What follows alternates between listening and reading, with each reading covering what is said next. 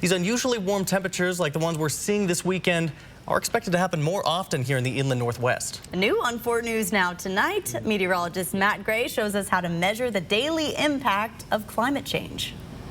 Climate change isn't a direct cause of periods of warm weather like we're going to be seeing, or the record-setting heat waves of the past 2 summers, but it does have quite a strong influence. You see, climate change slowly warming up our average weather conditions, and when that changes, the possibilities of temperatures much warmer than your typical day, well, those change too. Take this weekend, for example. Our average highs are right around 62, our average lows around 40. Now, if you're within 5 degrees or so of these numbers, that's pretty average weather, but this weekend, we are 10 to 20 degrees above normal.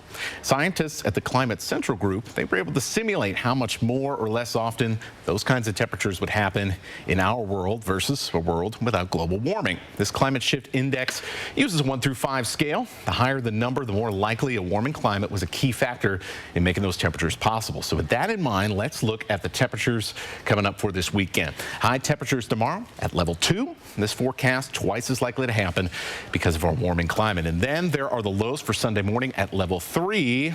You guessed it, 3 times more likely than if climate change was not happening. Now, I know there's some of you watching might be a little bit skeptical of the methods here, so let's look at it another way. Let's look at some hard evidence, and I'll leave you with that to think about. During the spring season, March through May, lows in the 50s, they're happening twice as often now as they did 70 years ago.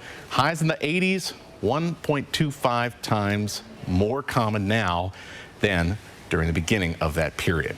Now, if you want to learn more about this climate change index, if I have piqued your curiosity, we got resources up right now on KXLY.com.